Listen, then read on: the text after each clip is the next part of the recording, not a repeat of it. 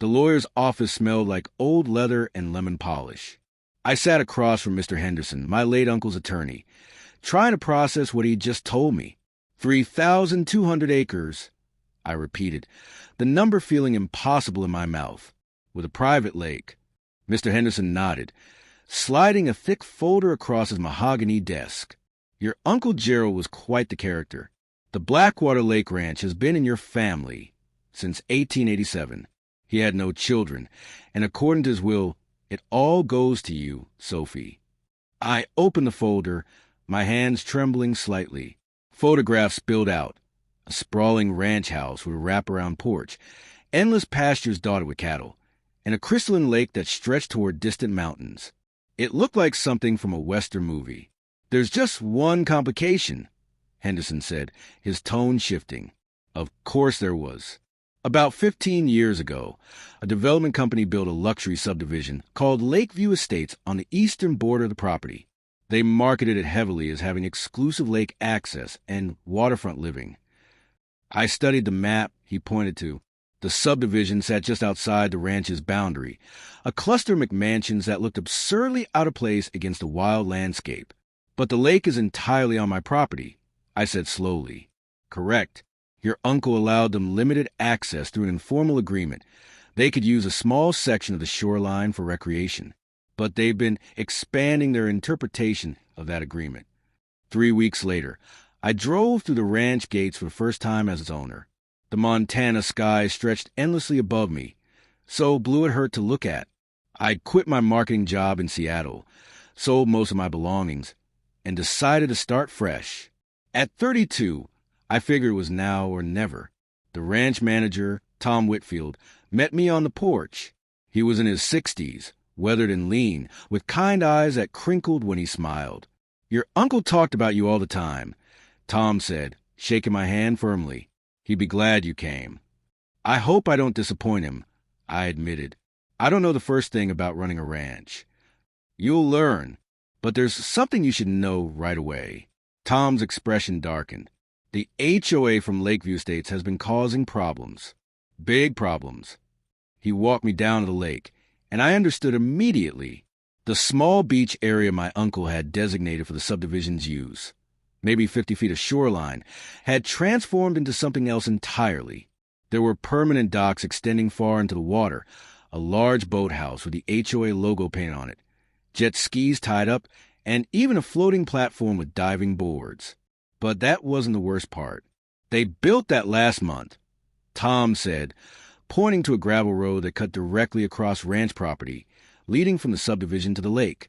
I felt heat rising in my chest. They built a road through my land without permission? They claim they have an easement. They don't. Your uncle fought them on it, but he got sick before it went to court. As if summoned by our conversation, a black Lexus SUV came barreling down that very road, kicking up dust. It screeched to a stop near us, and a woman emerged. She was in her mid-50s, perfectly coiffed, wearing white linen pants that had no business being anywhere near a ranch. You must be the niece, she said, not offering her hand. I'm Patricia Cunningham, president of the Lakeview Estates HOA. Sophie Mitchell. And you're trespassing.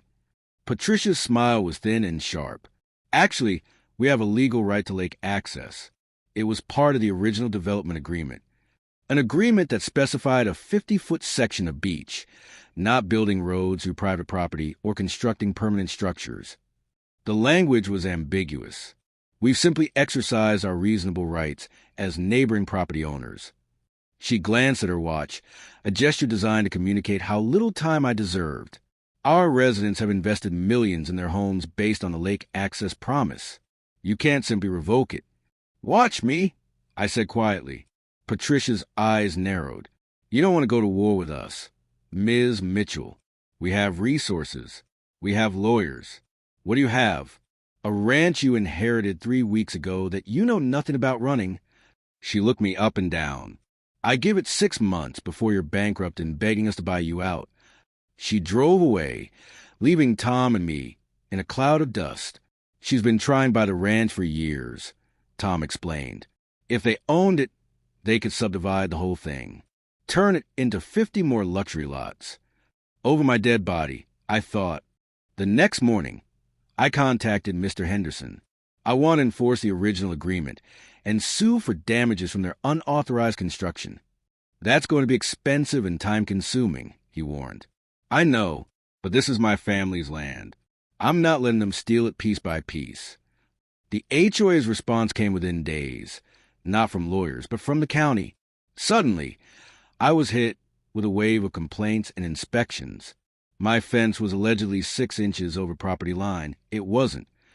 My cattle were supposedly contaminating groundwater. They weren't. The ranch's access road needed costly environmental assessments. It didn't. Patricia had made good on her threat. She was using every bureaucratic weapon available. But she'd made a critical miscalculation. While going through my uncle's papers, I found something interesting. The development company that had built Lakeview Estates had signed an agreement in 2008 promising certain things to the county in exchange for permits, including maintaining natural wildlife corridors and limiting their footprint. The road they'd built through my property, it cut directly through a designated elk migration route. The expanded docks and boathouse, they violated the square footage limits they'd agreed to. I took everything to the county planning office, then to the state environmental agency. I documented every inch of their violations with photographs, surveys, and written records. 2 months into this battle, I received a visit from a different HOA board member, Robert Chun, who introduced himself as a treasurer and looked distinctly uncomfortable. "Ms. Mitchell, may I speak with you privately?" he asked. We sat on my porch with coffee. Robert didn't waste time with pleasantries. "Patricia doesn't speak for all of us," he began. "Several board members, myself included, voted against the road construction. We were told it was legal. We were told your uncle had given verbal permission before he died. That's not true. I know that now." He pulled out a folder. "This is everything. Meeting minutes, financial records, emails. Patricia authorized over $200,000 in construction without proper board approval. She told us it was for lake maintenance. She's been operating like a dictator. I studied the documents. They were damning. Patricia had essentially committed fraud against her own HOA members. Why are you giving me this?" I asked. Robert met my eyes. "Because this isn't what I bought into. I moved here for peace and quiet, not to steal someone's land. And because Patricia has been inflating our HOA dues to fund her personal vendetta against your family.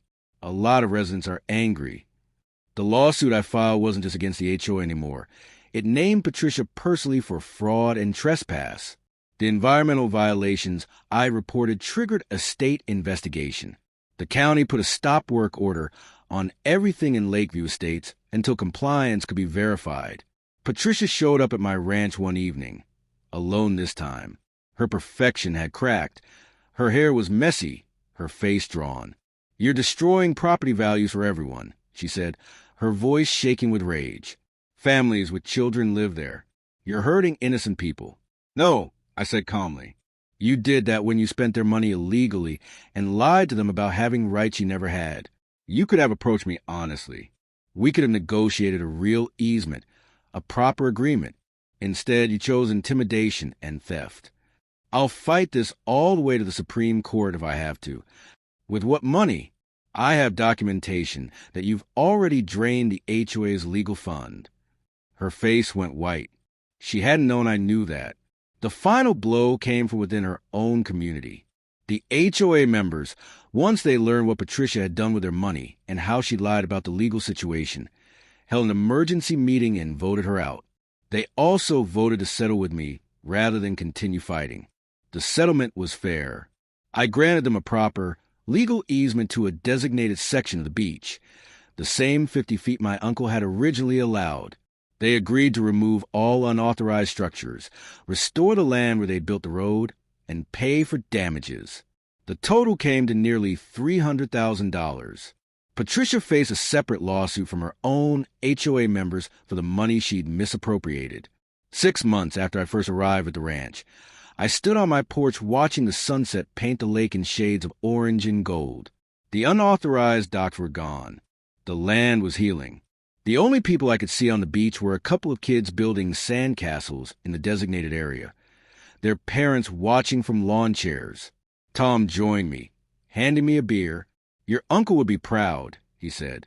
"I almost gave up a dozen times," I admitted. She was right about one thing. I had no idea what I was doing. But you learned. That's what matters. My phone buzzed with a text from Robertson. "Marina grand opening next month. We're doing it right this time. Fully permitted, proper location. You're invited." After Patricia's removal, the HOA had elected new leadership committed to being good neighbors. They'd worked with environmental agencies to build a small marina on their own property line, legally and properly designed. I smiled and texted back, "I'll be there. You know." Tom said, "There were times your uncle worried this place would die with him, that whoever inherited it wouldn't care enough to fight for it." I looked out across the vast expanse of land that was now mine. Not just property, but responsibility, legacy, home. "She thought I'd give up because I was new at this," I said. "But that's exactly why I couldn't quit. I had something to prove. And now—" I took a long drink of my beer, feeling the weight of the day's work on my muscles and the satisfaction of having protected what was mine. Now I'm not new anymore. The ranch stretched out before me. 3,200 acres of possibility. Patricia Cunningham had tried to take it through intimidation and illegal overreach. Instead, she lost everything: her position, her reputation, and her freedom to ever threaten my family's land again. Sometimes the best revenge isn't getting even. It's simply refusing to back down.